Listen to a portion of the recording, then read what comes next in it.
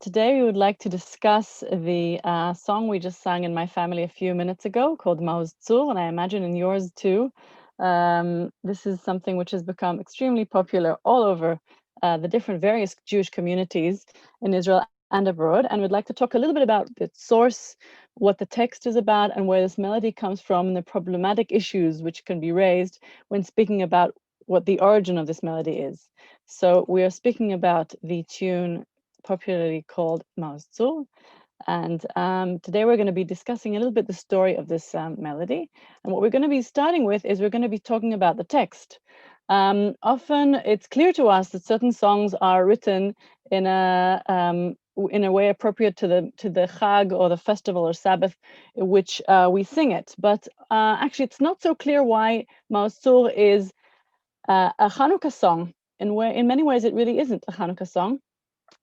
And sometimes it takes us a while to figure this out. There are other piyutim which we sing on certain events which are surprising. When we look into the text, it's not so obvious. For example, the piyut Tzur Mishelo, which we often sing as a zemer for Shabbat, one of the zmirot for Shabbat, Tzur Mishelo Achalnu, actually doesn't mention Shabbat.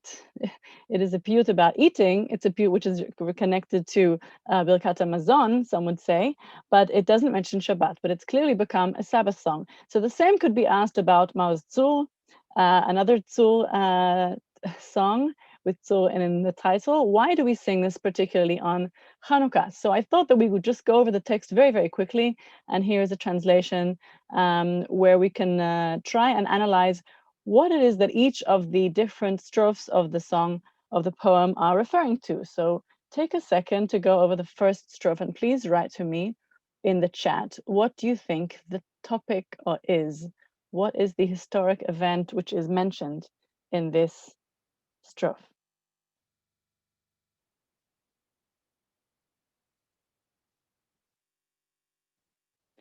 We could start by, maybe it's best to start by Ra'ot, by the second one. Ra'ot צבעה נפשי, ביגון כוחי כלה, חיי מררו בקושי, בשעבוד מלכות עגלה, ובידו הגדולה הוציא את הסגולה, חיל פרעה וכל זרעו, ירדו כאבן במצולה. So if the first strophe is generally talking about what is going on in the founding or returning of the temple, what is the second strophe speaking about? And I think we have a bit of a hint here with Paro. Egypt, Yetziat Mitzrayim. Nachon, Yetziat Mitzrayim, exactly. So Malchut Mitzrayim, we're talking about Shiabud Mitzrayim, and all of these are actually relating to Shiabud in some way. Let's move on to the second, to the third and fourth strophes. What are we talking about here? Dvir kodsho hevi ani, וגם שם לא שקטתי ובא נוגס והגלני, כי זרים עבדתי ויין רעל מסכתי, כמעט שעברתי, קץ בבל, זרובבל, לקץ 70 נושעתי. שיבת ציון. נכון, שיבת ציון וגם שעבוד בבל, כן, גלות בבל, נכון. Absolutely, this is the Babylonian exile and return after it. We're continuing to the next one. קרות קומת בראש ביקש אגגי בין המדעתה, ונהייתה לו לפח ולמוקש, וגבתו נשבעתה. ראש ימיני ניסית ואויב שמו מחית, רוב בניו וקנייניו על העץ תלית. Purim, נכון, we're speaking about Purim and the story of Haman, Agagi, etc. So we're talking again about the three different malchuyot which have done a shiabud or have made enslavement in a certain way of the Israelites, starting off with the Egyptians, moving on to the Babylonians, now speaking about the Persians, and let's continue. יוונים נקבצו עליי, אזי בימי החשמנים, ופרצו חומות מגדלי, וטימאו כל השמנים, ומי נותר קנקנים, נעשה נס לשושנים, בני בינה, ימי שמונה קבעו שיר ורננים. תקופת חנוכה. So this is the only strophe which actually refers to the story of Hanukkah. It comes quite late in the song. And the last strophe, which is not always sung, and there's a big controversy of is this part of the original poem or not? Is this perhaps a later addition? speaks about another topic, and it's actually a question, what exactly is this referring to? There are all different theories. חשוף זרוע קודשך וקרב קץ הישועה, נקום נקמת עבדיך מאומה הרשעה, כי ערכה השעה ואין קץ לימי הרעה, דחה אדמון בצל צלמון, הקם לנו רואים שבעה. Rome, יפה, אדום. Edom is often used as a code word, a code name for Rome, but actually there are those who say that this perhaps, again, Rome, Edom often is referred to also to Christianity. Is this perhaps a late reference to the Crusades? And one of the hints to this is Deche Admon Betzel Tzalmon Hakem Lanu Ro'im Shiv'a. So one of the ideas is that perhaps this final strophe is referring to a story which happened during the, this is a kind of a hint to the German Friedrich Barbarossa, who had a red beard, Admon, and speaking about him specifically, or maybe not him specifically, but in general, the story of Edom, the color of Edom, and the issue of what is Betzel Tzalmon. Perhaps it is the island Ikonus, and there's a whole story about this. We're not going to go really into it, but I think it's interesting for us to look at the notion of this being basically a poem probably written around, after the Crusades, late 12th, maybe 13th century in Germany, and referring to the line of different malchuyot, the different ways in which the Jews were enslaved by different countries, these different empires. And this is a poem where we know very little about who wrote it. There are all sorts of ideas. Of course, we know the acrostic is Mordechai. So there are some questions about which Mordechai it is that wrote this poem. But we're here not to talk about the poem so much, but rather to talk about the melody. So when do we first hear of the melody of Maoz Tzur? In 1450, there is a new poem which is written, and as in many other cases during the 15th century, which we know of, the melody is often referred to, is referring to another older melody. They say, please use this new poem and refer to it and sing it to the tune of, and then they say Kol Mekadesh Shavi'i, or the tune of Birvot Haitim, or the tune of etc., etc. And here they say there's a new piyut Elohim Yihalelenu, and it's written in Prague, and please sing it to the tune of Maoz Tzur. So could this actually be the Maoz Tzur that we know? That's a very good question. It's very hard for us to know. But it means that at that time there was a poem called Maoz Tzur, and there was a tune which was specifically known. It was enough for the author to refer to other people and say, just sing it to the tune of Maoz Tzur, and to assume that everyone else knew which tune he is referring to. We do know, because we have notation, that in 1523 and 1524, Martin Luther wrote 2 Protestant chorals using certain segments of a melody which we now know as Maoz Tzur. And Martin Luther is famous for creating a whole repertoire of chorales, of German chorales, and basing them on well-known German folk songs in a way to unite people through things which were familiar to them anyway, and introduce them to new ideas through the music which would already be familiar to them, but with new words which are based on his new Protestant theology. So let's hear an example of Martin Luther's new poem. Again, he's writing words to a probably quite famous folk song at the time. And this is one of his compositions called Nun freut euch lieben Christen.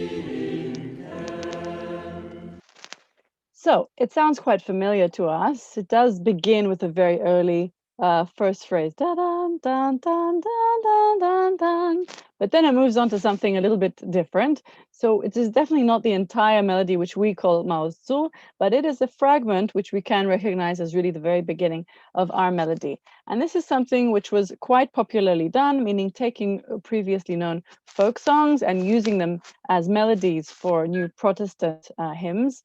And Bach, Johann Sebastian Bach, actually used this melody and, sorry, let me turn off the phone, and used this melody, used this Martin Luther's setting, and even arranged and composed extra voices for it and turned it into a very famous chorale, which you can see until today is popularly sung in Protestant German churches as a hymnal.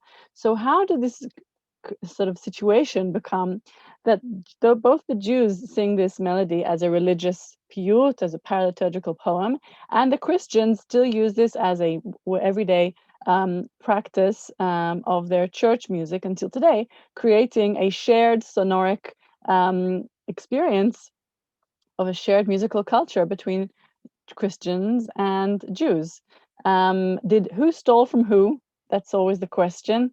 Did they perhaps hear a Jewish melody and bring it into their church? Did the Jews hear a church melody and bring it into the synagogue? Are perhaps both of them based on earlier folk songs? We know these are these are Bohemian folk songs, which were based the Protestant music in Germany was based on some of the Bohemian Christian music, which perhaps took from earlier Bohemian folk songs, which may have also been known to the Jews. Where we saw that in 1450 we have a Prague poem, a new Jewish poem, which is written to the melody of Maoz Tzur. So perhaps it was actually the Bohemian pre-Protestant Huttites, which were very close to Jewish traditions and interested in the Bible and saw the Jews as kind of a very important source of what their Christianity should be like, who adopted a Prague Jewish melody into their Huttite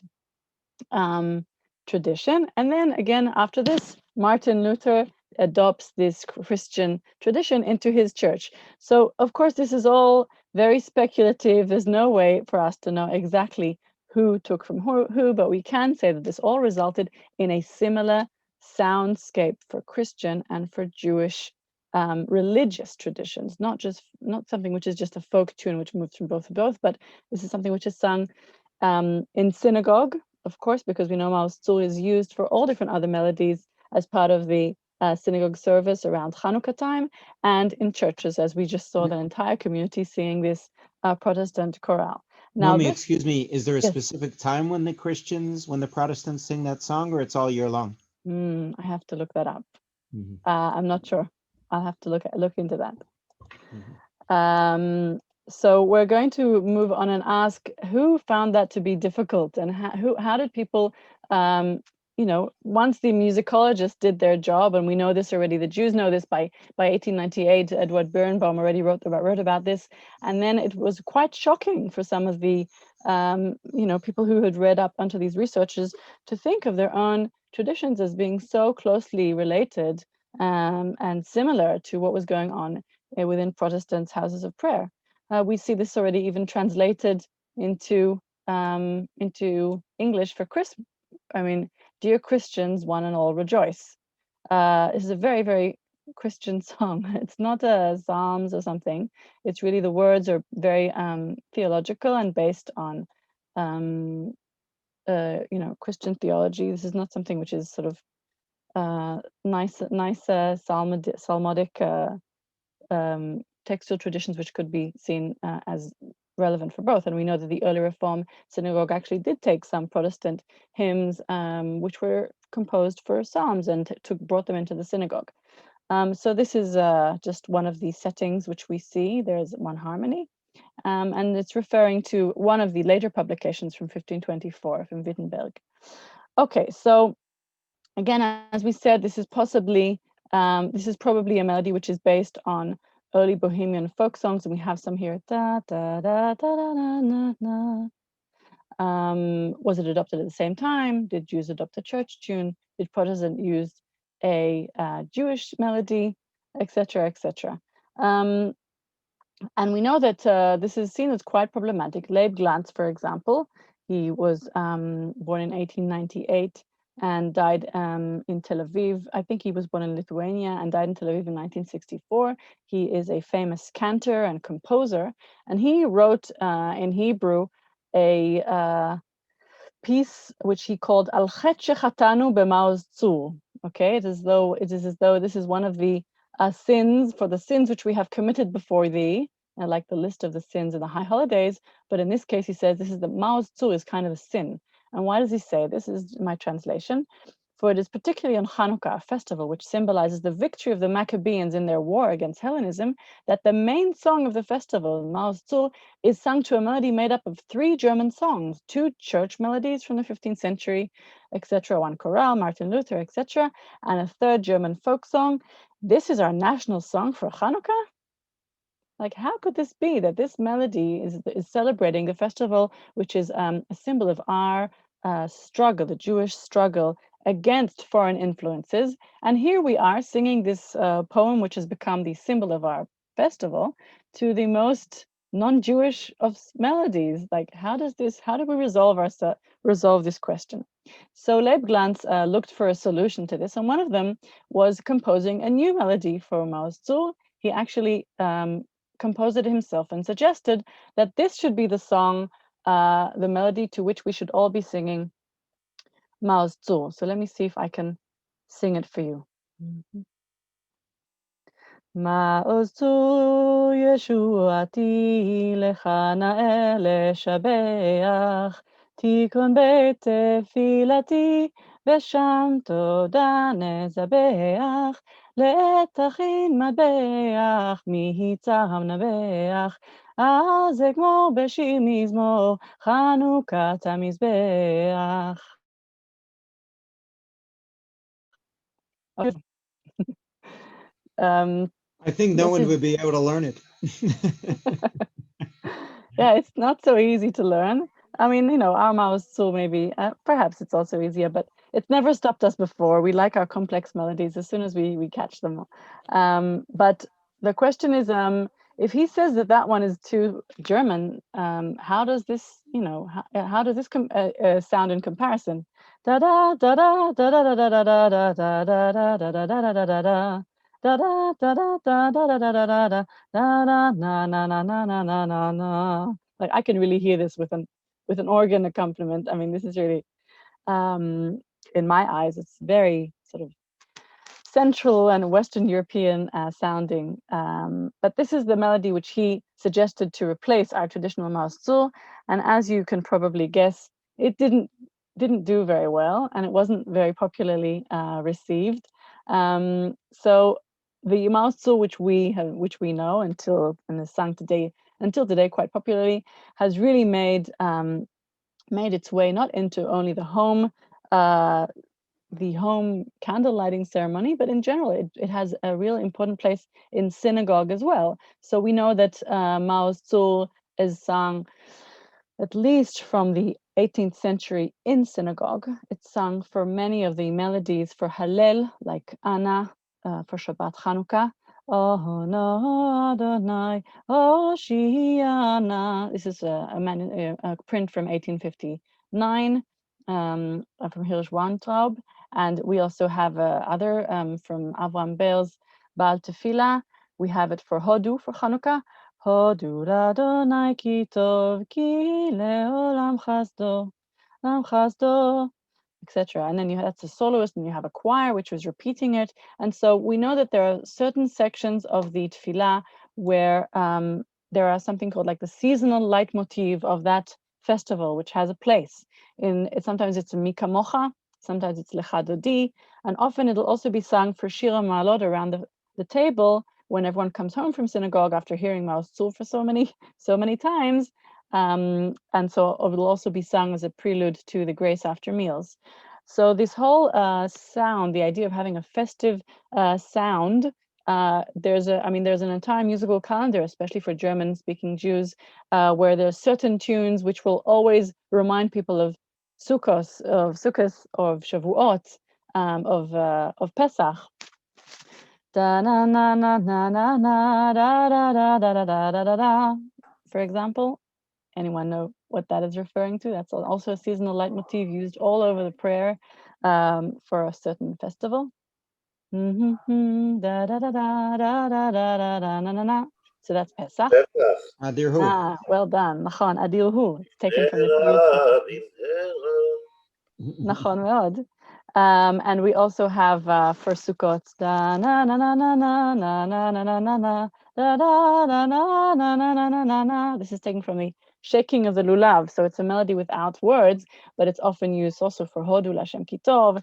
It's used for Shir HaMa'alot. It's used for L'Chadodi. It's used for many different musical anchors in the prayer to give it kind of a leitmotif, to give it kind of a musical sense of time. And it's very, music is very useful for creating a sense of sacred time. There are many others. Na na na na na na na na na na na na na na na. Again, could be sung for Shir HaMa'alot, although not sure there's much eating going to be done.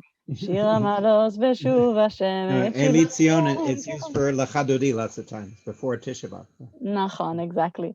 So we have an entire musical calendar, musical cycle, and it varies, of course. Let's say for Rosh Hashanah, certain places use different melodies for different piyutim. Switzerland has a different one than Holland. It's an entire variety of German-speaking Jews, which is a very large area. So Denmark is not always the same as Switzerland, and everyone, the French do completely different things sometimes. But the three Shalosh Regalim are quite constant, and so is Maoz Tzur. Maoz Tzur is really generally sung for Hanukkah, and there aren't very many other competing seasonal leitmotif melodies. So that is just how ingrained this Maoz Tzur has become in Jewish paraliturgy and also in the liturgy itself. And it's used around the world. It's already not just only used as a regional melody for German-speaking Jews of German-speaking lands, but it's actually sung all over the world. For example, in North Africa, we know that the teachers, the French teachers of the Alliance, who come to Algeria, who come to Morocco and teach and create schools for modern education for children, they bring with them the Maoz Tzur. So we have here a wonderful recording from 1958. This is Joe Amar, if you know the singer, the Moroccan singer, singing invited to light the Hanukkah candles at the president's house, together with a choir. And there's a very big difference between the style of the melody in which he sings the blessings themselves and the actual way in which Maoz Tzur is sung. So we're gonna hear a bit and skip a bit so we can get to the Maoz Tzur. We'll start off with the brachot.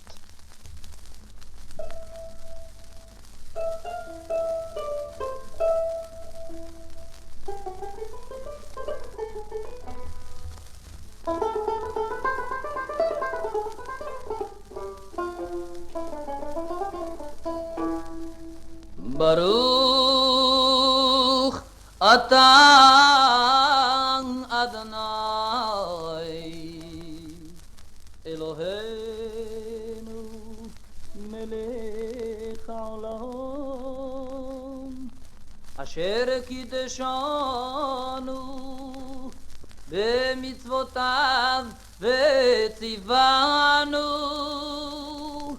leadlik ner Hanukkah Baruch atah Adonai Eloheinu melech haolam she'asa nisim la'avotenu bayamim hahem בזמן הזה.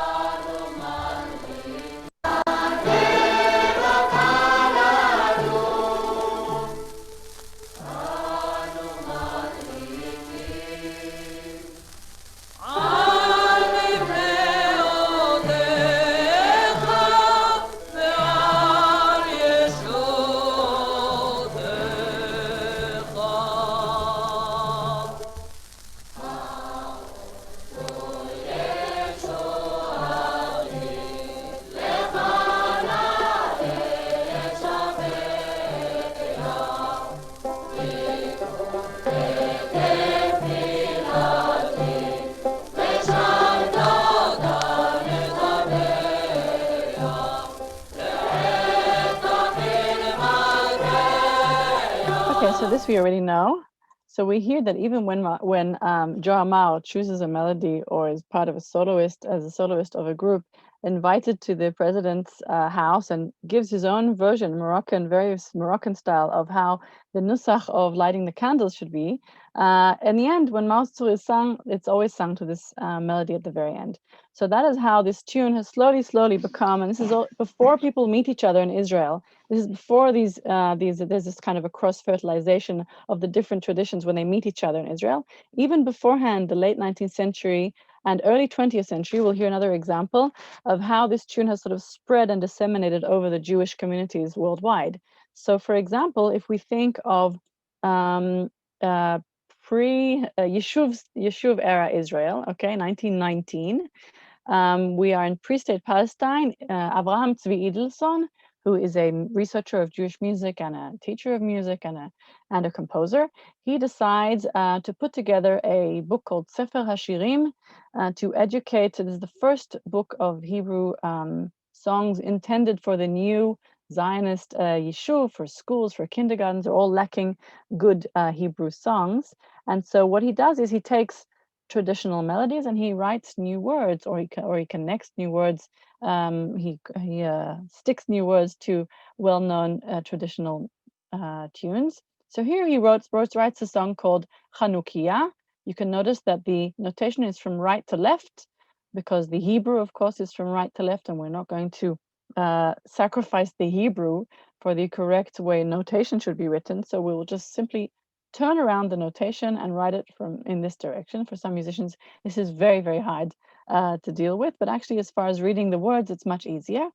And it sounds like this. This is Chanukiah. The words are by Levin Kipnis, and it says Alpi Ne'ima Amamit, according to a traditional melody. Chanukiah, Chanukiah, sapri na li ma'asiyah. So this goes on to tell the entire story of of Hanukkah according to different candles. The first candle, Anochi ner echad, ner rishon, Anochi ner sheni, Anochi ner shlishi, and each one tells the story of Bebet HaMikdash, Samu Yevanim, Psalim Shel Etz, talking about the whole story of Hanukkah and the Greek and what's happening in the temple. And the whole thing is written to the melody, to a traditional melody, which is very familiar to us by now. And in this way, the melody also is given a new Zionist life and is sung as a Hebrew folk song, and it becomes well known to the next generation of Israeli-born or new immigrants to the Yishuv. So these are two examples to the way that Maoz Tzur sort of becomes well known in the Jewish world, even before you have all of these different ingathering of exiles and creation of influences where one hears the melody of the other. And so today I think we just wanted to speak about the centrality of Maoz Tzur, the questions of where it comes from, and the difficulties, and it's not clear that this should be the melody for Hanukkah. And it was just in a nutshell to talk about the problematic issues of having a tune which is based on 3 German folk songs and 2 Lutheran Protestant chorales as our main melody for Hanukkah. So thank you very much for your listening. And maybe we'll have 1 minute for questions before I introduce the next speaker. Was this recorded at all? Yes, all the sessions are recorded. How can we get a copy of the one on music? I think that Moria is going to send out all the recordings tomorrow. Correct, Moria? Many years ago, I learned a different melody to Maoz Tzur. I wonder if it's Sephardic. Maoz Tzur Yeshuati Bechana Tikon Beit Tefilati. Now, is that a Sephardic melody? No, that's not a Sephardic melody. That's a melody which was recorded by Benedetto Marcello in the 18th century in Venice. So it's Italian. Italian. Yeah, well, yes, it's Italian, but Italians come from all different places. In Venice, there are 4 different synagogues from Ashkenazim, Roman, Spanish, Portuguese, So Benedetto Marcello, they say it's not really clear what the origin of that is, but it was recorded in Italy, and it's actually quite a loved melody in Israel. It's something which is often used like as an alternative, not so much for candle lighting, but just kind of as a Hanukkah tune. Otherwise, yes. Well, if we want to get away from the German melodies, You have to escape to the Italians. Good luck. Escape to the Italians. Thank you. Toda Rabba. Thank you, Tada. Naomi, thank you. Do you want to introduce Rabbi Avi Novis? Yes. I would like to introduce Rabbi Avi Novis Deutsch. He is the dean of the Schechter Rabbinical Seminary in Jerusalem, and he teaches at the Mishlei program at the Schechter Institute of Jewish Studies. The Mishlei program is something which is trying to create initiative leadership for Jewish renewal, and he will be presenting his topic. Thank you very much.